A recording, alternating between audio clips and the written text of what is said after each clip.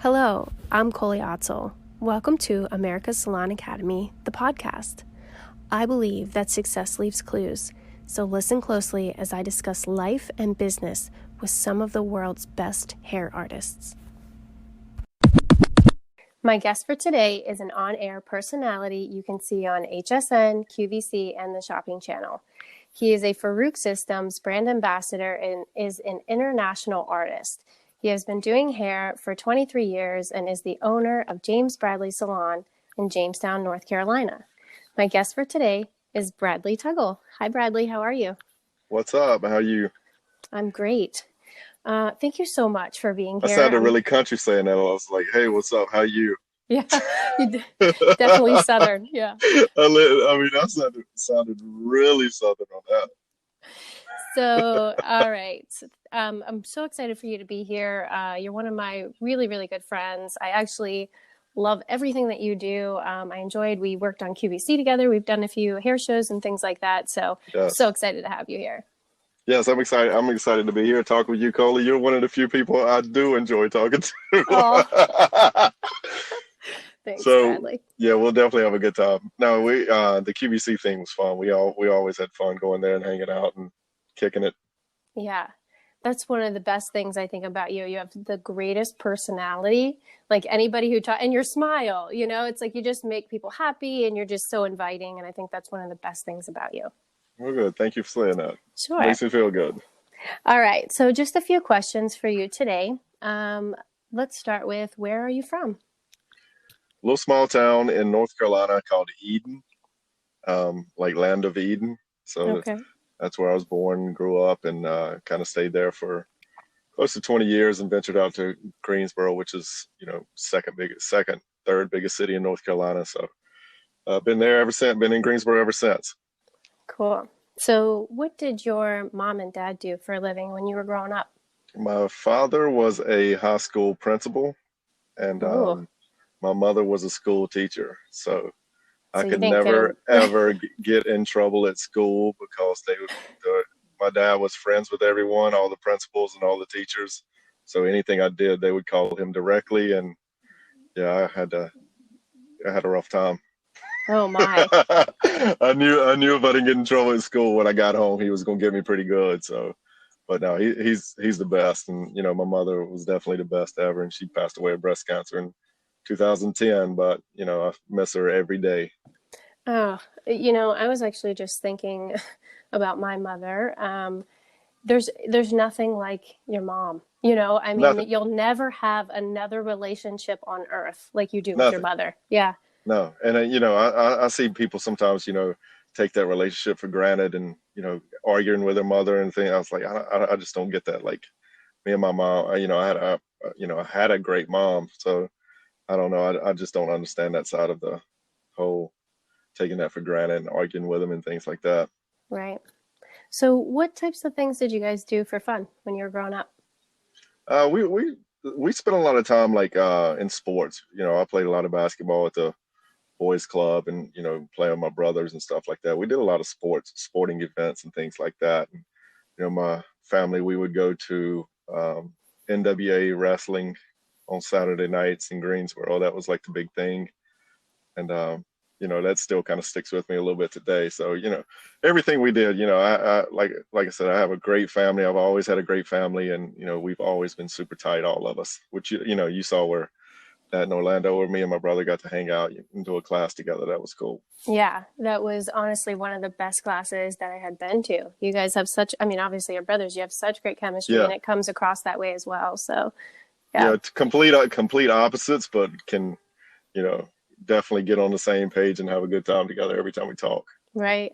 So how old were you when you knew you actually wanted to do hair?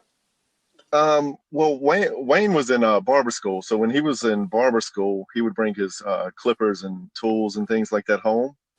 And, he'd give me haircuts, and then I would take his clippers and his tools and all those type of things. And I started cutting a lot of guys' hair on my basketball team. Okay. And once I started cutting their hair and I messed them up a couple times, but of course at the beginning, just toying around. But, once I started kind of clicking and understanding what to do. Like I was like, okay, this is making sense to me. So when it was time for me to go to hair school or go to school, I thought about the college thing for a minute, and I was like, this isn't gonna be me and who I am. So I ended up going to ladies hair school, to a beauty school, and that's kind of how I got started. So my brother basically got me into it, and then my grandmother and her sister were hairdressers as well. So my mother would drop us off there after school, and that's kind of how we got into it and started. You know, that's one of my favorite stories that you actually tell on stage is about your grandmother and why she actually stopped doing hair. Yeah, no, she did it until she was 90, 93, 94 years old. And the reason she stopped doing it is because she outlived every single one of her clients. I Yeah. mean, I remember a lady dying in the chair under the dryer when I was there as a kid, and the ambulance showing up. Is that for real? Straight up. And my grandma just kept on rolling like she had another client to get to. I was like, wow. I mean, I guess this happens a lot here. And I remember going to the morgue. I went to the morgue one time with her when she was babysitting me. And she went in there and just rolled that lady's hair like it was nothing. She took Wow. care, I mean, had no emotion, no nothing. And then she had been her clients for years. My grandma was pretty hardcore when it came to emotion. And So, she gave her a nice set, and she was casket ready. um, so this is where you get your hustler mentality from. I'm learning this. Yeah, oh yeah, for sure. I got to learn to So, cut it off sometimes, so, but my re- mind just works in that way where I try to always thinking of something. yeah, well, you're always thinking ahead. I mean, Yeah, there's nothing wrong with that. Yeah. yeah. So, is there anything else besides hair that you maybe thought about doing? Well, I thought about being a professional wrestler, but Nice. I didn't have the physique to make that happen. I had the Right. hair. I knew I had the hair. I was like, okay, I could make this. Maybe I could be a professional wrestling manager and go in that direction. But I don't know. And then I starting to be realistic. I've always been able to have a conversation with myself and be realistic about where I'm at and what I'm doing to Yeah. kind of reel me back in if I'm thinking anything crazy. So I always try to step outside myself and talk and say, okay, is this making sense? Okay, is what you're doing, are you believing your own hype? Are you letting your ego get in the way? Reel it back in, figure out what's up, and do the thing that's smart for you. Right. Yeah, I love that. So, how long did it take before you actually started feeling successful? Um, Pretty much immediately. Okay.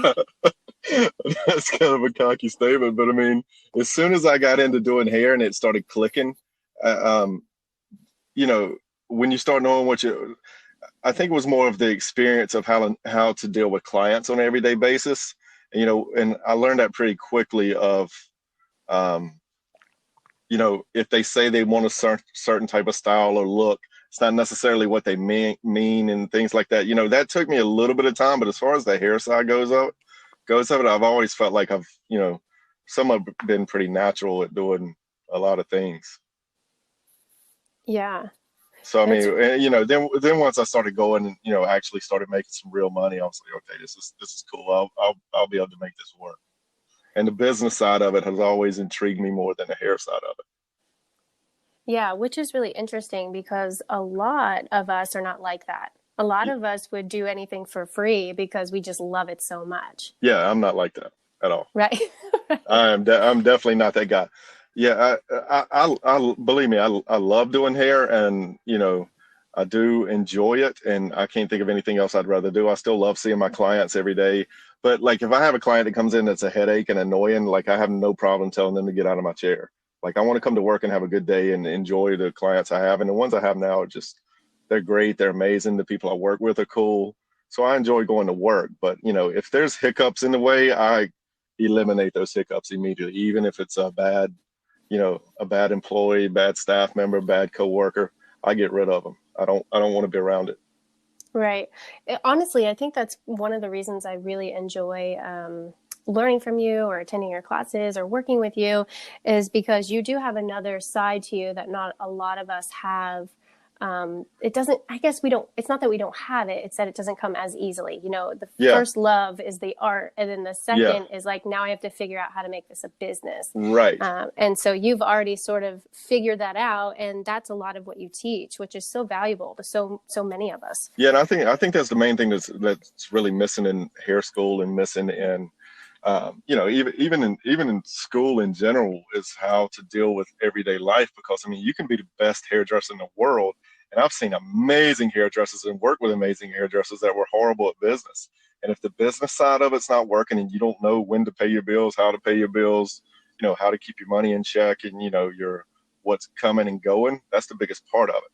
And even the conversations I've had with Farouk is business. I mean, he's business. He loves hair, knows about hair, but I mean, I love sitting there talking to him about business, because he's business driven and business focused, and that's where you make your money. I mean, I got kids now.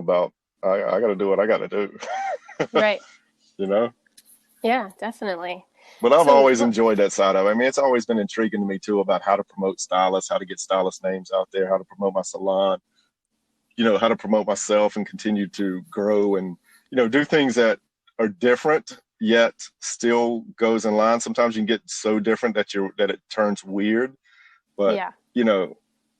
I think a lot of times as hairdressers too, like, we're such out of the box thinkers and creative people that, we still end up doing what people tell us to do, which is weird to me. And it's very weird in this industry right now of where it's at, is how we follow certain companies and listen to everything they say and think that's the word. And, I think it's kind of hurt the industry a bit.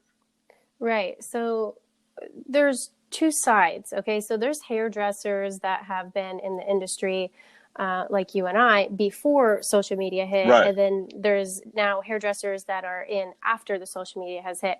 So since you've seen both sides, what is your opinion about the social media era and everything that's going on today? I think at the beginning it was good. And I just think it just has become so oversaturated, and so many people are focusing on it instead of focusing on what really matters. And, now everyone gives out their color formulas in hopes that someone will repost it, in hopes that you'll build a following.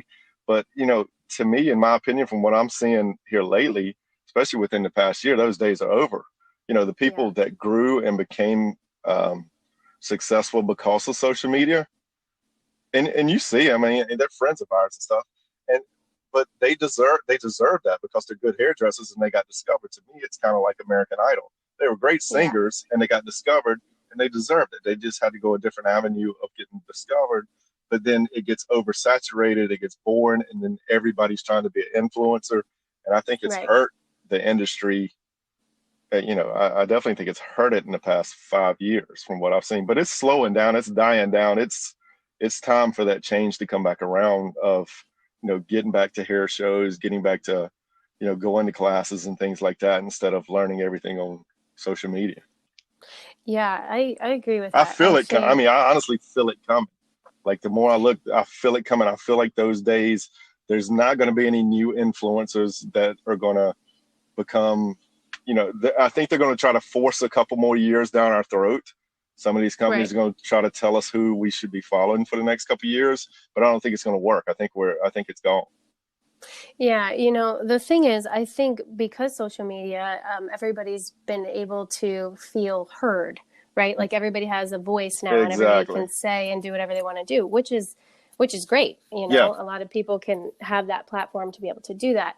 But I agree with you in the fact that I think that there's not a whole lot of people who are going to be coming through, becoming influencers through Instagram quite as much, as it was in the beginning. Definitely not. You used to, like right now when I work with the country music guy I work with, if he would have shared my post, 6 years ago, I would have had an extra 10,000 followers because of it. Now I'll get an extra 200 because he shares it, and he has, close to 1 million followers. But that's the difference in the way they've changed it and the algorithms and all that type of stuff. It's a whole different ballgame. And, I think it's definitely got advantages, and you should definitely be on social media. You don't need to get carried away. And us giving out our color formulas all the time, unless you're getting paid for it as an educator, I just don't think you should give out your secrets and, that's just my personal opinion. I mean, people can Yeah. do whatever they want. I never have felt the need to try to give out my color formulas or what I'm doing. I just, try to focus more on the business side of it. I think some of the best advice that I've gotten, even just working with different people through the podcast, is I've learned so much about the fact of social media. And I think people need to use social media with a purpose. Like, this is what I've learned. If you want to become an educator, then share your formulas and start to grow your audience in that way, because you're trying to become an educator, Right, or because you are an educator. right. If you're trying to get clients, then you need to post about what you're doing in the salon and, different things like that. So it's almost like asking yourself, what is your purpose? Totally. What are you doing? Yeah. Totally. And the guys you have talked to before on social media, I mean, they know what they're doing. I mean, that's how they became who they are, is on social media. So, I mean, they have that down to art and science, and they know what's up. I mean, Right. any chance I get to pick a few of them's brain, I sit down with them for a few minutes and talk to them if they're focused on, trying to talk about it and not talk about themselves the whole time. I enjoy talking to them. Definitely. So, what was it like being a male when you first started The going best. into beauty school? The best. That's when I realized that women are absolutely crazy. They're crazier than men. Yes. And my first couple of weeks there, I was like, okay, this is going to be fun. I had a great time. I enjoyed the whole time I was in beauty school. I wish I would have listened a little bit more than I did and pay attention a little bit more. But at 18, and the difference between me at 18 and 42 is completely Right. different person. So, Right. that's just immaturity on my part. But no, it was cool. I enjoyed it, and I was, did a couple ladies, you know, and just had a great time. Good. So, just a few questions about basically your routines, okay, in your life. Like, so a lot of this podcast is about people who have become successful. And so, is there anything that you do in your life day to day that you would say would be different from maybe somebody else? Do Um, you meditate? Do no, you? I don't. No. No, I'll wake up if I get a good night's sleep. I'll wake up, but I do focus a lot on other industries and not just on the hair industry. I do focus a lot on how, like, the music industry works, how comedy works, how um, any sort of big businesses and things like that. I've always been intrigued in documentaries. I've always been intrigued in watching how the business side of things works. And like I said, I had the opportunity to do a couple country music guys here, and went on tour with them. And when I saw be in their meetings about music and stuff, I mean, I was so intrigued. I was all ears. I couldn't wait to hear their next conversation and how that industry works compared to ours. And I've always tried to take bits and pieces from other industries and see how they do things and Yeah. incorporate into how we do things. Because a lot of times with us, and I've told stylists this, is like, we should try to do something different, because for so long it was always, let's do this. We do cuts, we do color, we do up styles, we do that.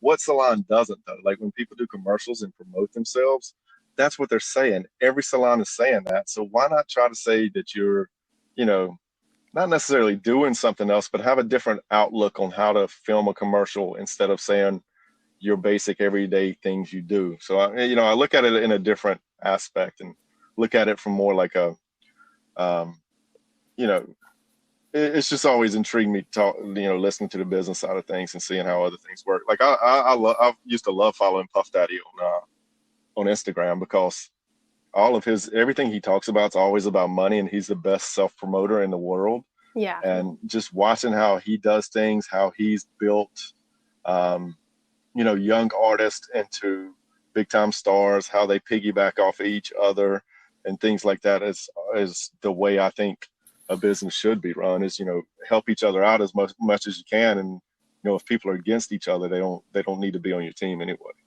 or on your Right. squad. And, Yeah.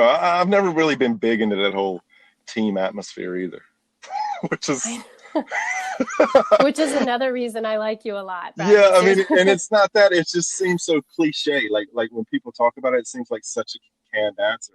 And when you look at, when I look in my area and look at all the salons, it's always like, come join our team. We're so team focused. We're going to do this together. We're going to, like it's some glorious, happy family. And you get in there and it's not. I'd rather yeah. be straight up with somebody and say, listen, we're not a team. We're six individuals in here. Act like an adult. Get your shit together and come in, do your job, make your money, keep the salon halfway clean, and go home and don't bother me. Right. And and for me, it works. And I say that in an interview. And if you don't like it and you can't handle it, this isn't a place for you. I'd rather be straight up instead of, acting like we're some happy team together, because that's not how it really is in Yeah. any place that I've ever been around. This is the thing. Like, I feel like when you get a really good team, everybody still needs their own space, right? And everybody Right. needs a different amount of space. And that's sort of how that works. So you can have the best people in the world around you at all times, but at the same time, it's like, all right, we're still individual people. Yeah. Right. Exactly. And that the crew I have now, they're all individuals. They do their thing. They help each other out. But they all have kids. All of us have kids, and a couple of guys in there are gay guys. They kind of do their own thing, and that's a different type of personality to deal with as well. But everybody just kind of gets along, and nobody bothers each other, and everybody lets everybody be who they are, and it's not that big of a deal. It's hair. Everybody acts like it's some superstar, rock star type of thing. It's hair. Just calm down, do your job, and go home. Right. Leave me Stay alone. humble. Yeah. And leave me alone. Don't bother me. If I'm out on the road doing a hair show, don't text me that the salon doesn't have toilet paper. Walk up the street. There's a store. Get the toilet paper. I'll pay you back. Think like an adult. Right. Right. See, Colie, that's where I told you got to start reeling me in. I'll go off on a tangent. It's fine. This is the thing, though. There's so many salon owners and stylists who are listening to this going, oh, hell yeah, that's exactly my life, So But you're just not. be a realist about what it is. And I think people have a hard time doing that. And I seriously don't understand how certain people make it to certain positions by giving the same BS answers and giving the same, oh well, we're gonna do this. And, hey, honey, how are you? I mean, it's just like I don't like that. I don't like being around that. Right.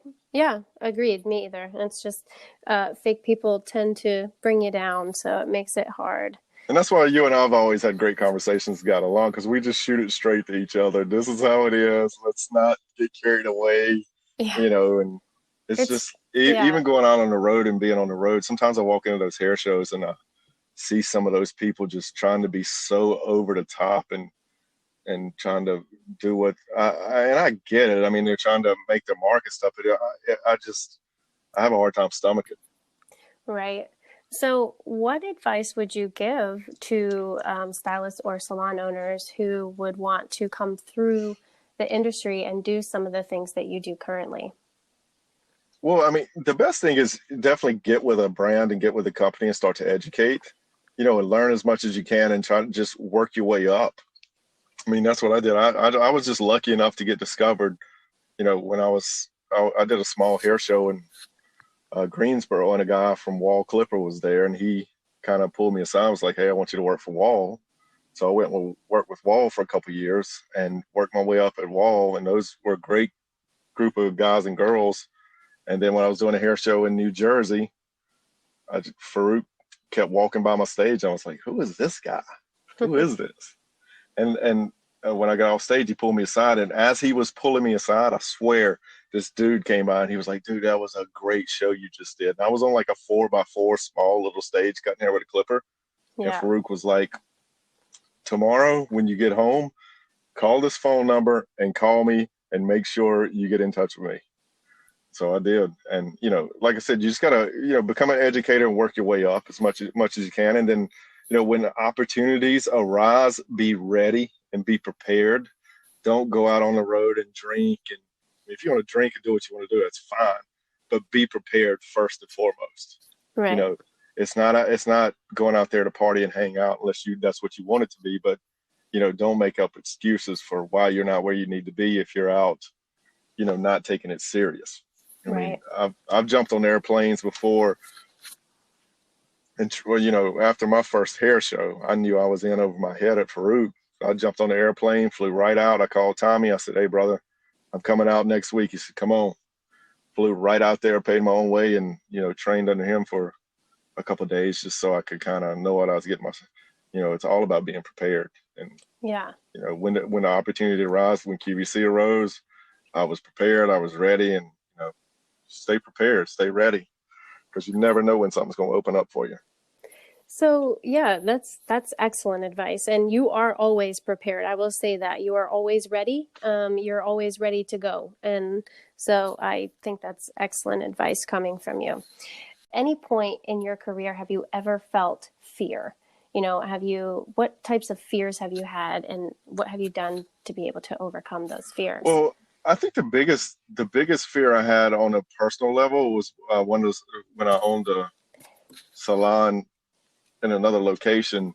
Is I felt like my staff wasn't being loyal, and I felt like my staff was at the point of you know on the verge of, I don't know. I felt like they were against me, and I also know that I'm kind of a paranoid type of person when it comes to people being against me. Like I'm more of prove it to me that we're cool and that you're loyal. But I don't know. I felt like they weren't being loyal, and that was probably the biggest fear I had, is knowing that I was in a situation where, okay, this group of people can walk out on me, and I'm stuck here by myself with maybe one or two others, and I still have rent to pay.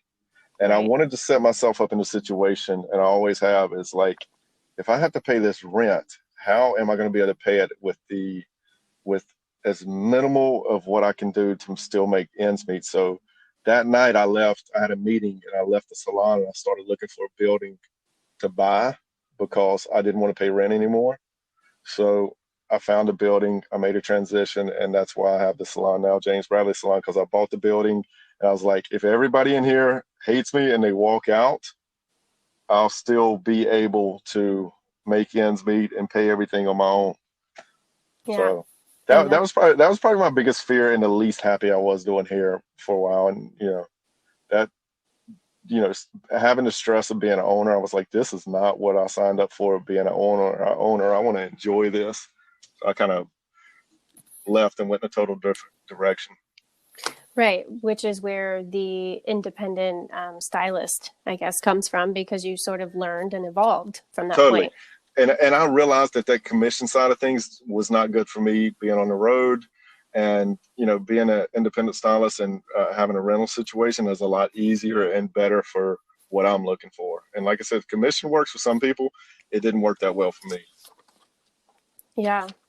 I mean, Well, I had a successful 4 years as a commission, but like when I start feeling like I'm only being a salon owner to say I'm a salon owner, that's not what I want to do. I right. want to be a salon owner that makes money. I don't have 5 years to make money. I want to make money right out the gate. See, in my state, in Pennsylvania, the cosmetologist cannot booth rent. So Yeah, we're legally not allowed to do that. But in a lot of states, I know that you can. And yeah, I hear that in every state that it's legal, that's what all salon owners are saying right now, is like booth rent, booth rent, booth rent. It just makes more sense. yeah. And like I said, I mean, there's commission salons that are doing great and making a killing. And I always, and like I said, I did good. I did amazing at the beginning. But a couple changeovers in staff, and having a couple assistants come out that weren't really willing to work that hard. I was like, I'm not. I don't think I'm gonna put my faith into the commission side of things Right. anymore because of what's coming out of school and what I have to build with. Well, Bradley, you have been so great, and you have the best personality, and I cannot wait to see where your career takes you from here. But I do realize that time is so extremely valuable, and I appreciate you sharing your time with me today. Oh, 100%. Colie, anytime. You're the best from day one, the first time you worked with us in Baltimore, right? Yeah. Yep. Yeah, first time you worked with us, I was like, Rocky, we call it in the office, and we're saying this girl's great. Like, Oh, I mean, thanks, from the Bradley. beginning, you've always been golden. You've always been straight up. enjoyed our conversations. And, if you ever need anything, I'm here 100%. Sounds great. I'm going to hold on to that. All right.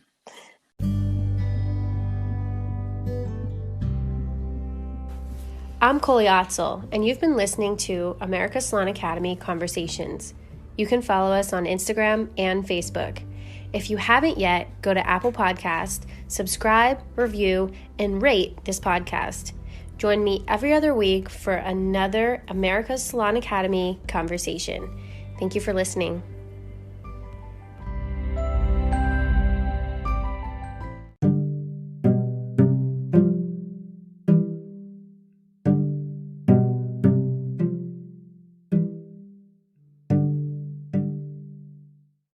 If you haven't heard about Anchor, it's the easiest way to make a podcast. Let me explain. It's free. There's creation tools that allow you to record and edit your podcast right from your phone or computer. And Anchor will distribute your podcast for you so it can be heard on Spotify, Apple Podcast, and many more. You can make money for your podcast with minimum listenership. It's everything you need to make a podcast in one place. Download the free Anchor app. Or go to anchor.fm to get started.